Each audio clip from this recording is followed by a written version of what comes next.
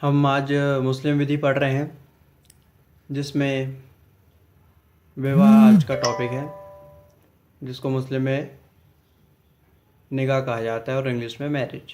Okay, देखिए जो मुस्लिम विधि होती है उसमें जो विवाह को दर्शाया गया है उसमें बताया गया है कि जो पति और पत्नी के बीच में संबंध होते हैं, सेक्सुअल संबंध होते हैं, और वो संतान प्राप्ति के लिए होते हैं। अश्वर के अनुसार कहा गया है कि विवाह एक संस्था है जो कि समाज को व्यवस्थित करती है तथा जिससे मानव जाति शुद्ध एवं स्वच्छ रहती है। विवाह एक संस्कार है जो कि इस विश्व में ईश्वर की आराधना का एक साधन है तथा जो मानव जाति को बुराइयों को दूर रखता है। यह ईश्वरीय आज्ञा द्वारा उसके अनुयायियों में पूर्ण होती है। विवाह को जब एक संविदात्मक रूप में स्वीकार किया जाता है तो ये पुरुष एवं स्त्री की आपसी इच्छा पर आधारित होता है, जहाँ की विवाह में कोई विधिक निषेध न हो। इसी प्रकार विवाह को कई लोगों ने दर्शाया गया है अपने अपने विचारधाराओं में। इतना जानने की जरूरत नहीं, हमें एक की विचारधारा काफ़ी है। मुस्लिम विवाह जो होता है उसे संवैधानिक रूप से मान्य करने के लिए 4 तत्व होते हैं, 4 पॉइंट होते हैं उसके। कि पहला पॉइंट ये होता है कि आमने सामने उनकी प्रस्ताव स्वीकृति होती है।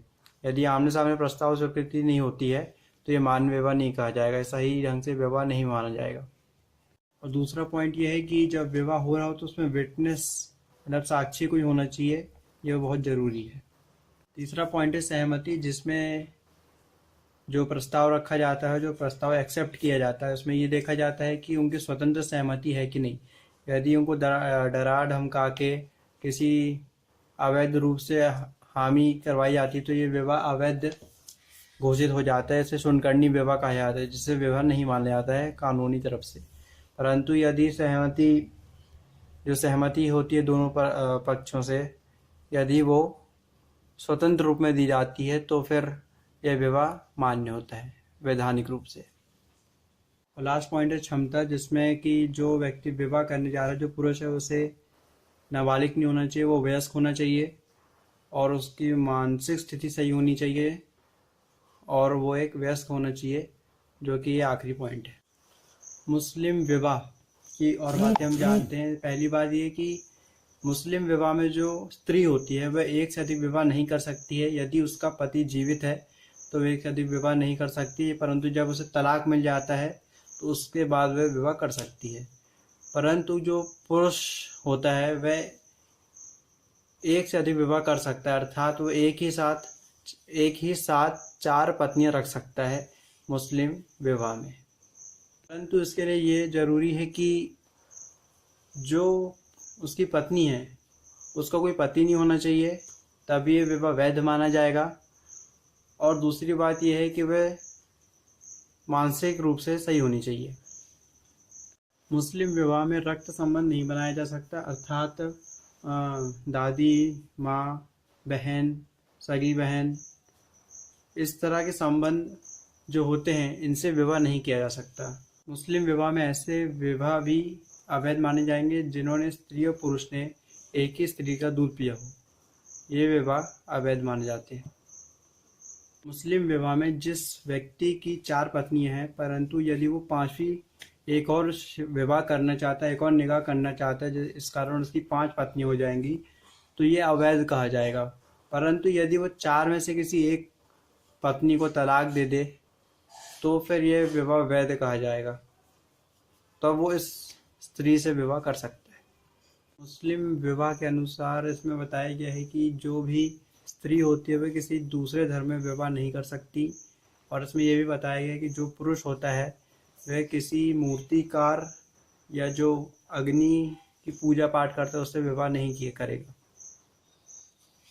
मुस्लिम विवाह में इद्दत के बारे में बताया गया है कि यदि किसी स्त्री का पति की मृत्यु हो जाती है या फिर उसका तलाक हो जाता है तो ऐसे स्थिति में वो स्त्री को इद्दत की जो एक प्रथा होती है उसको पूर्ण करना आवश्यक है, तभी वो अन्य दूसरा विवाह कर सकती है।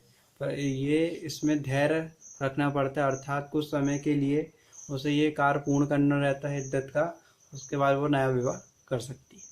इद्दत की अवधि 4 महीना 10 दिन होती है और यदि वो स्त्री गर्भवती है तो फिर उसका समय 4 महीना 10 दिन और जब तक वो पुत्र या पुत्री पैदा न हो जाए तब तक की अवधि होती है।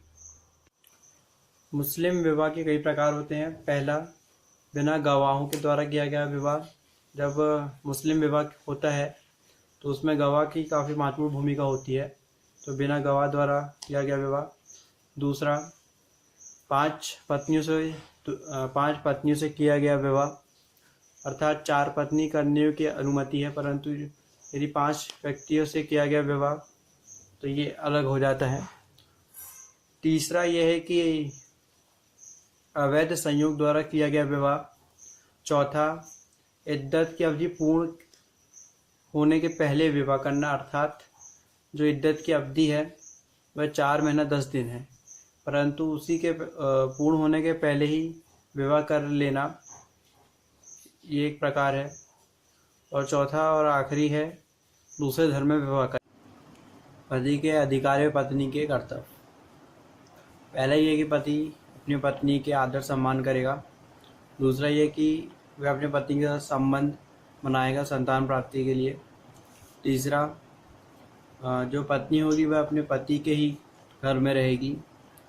चौथा, जो पति है उसका हर वचन का पालन करेगी या यदि वह चाहे तो वह नकाब भी ढकेगी, पर्दा करेगी।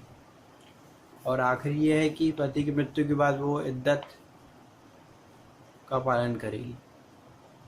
पत्नियों के भी कुछ अधिकार होते हैं। पहला ये है कि वह यदि उनकी जो संतान उनके माता पिता उनसे उनको मिलने का पूर्ण अधिकार होता है।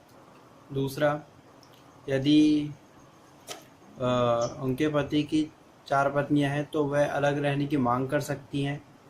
और तीसरा ये है कि यदि पति उन्हें कुछ प्रॉपर्टी या संपत्ति ना दे तो वो संबंध बनाने से मना भी कर सकती हैं। धन्यवाद। मुस्लिम विवाह में इतना ही। अगली बार अगला टॉपिक लाऊंगा मैं। Thank you.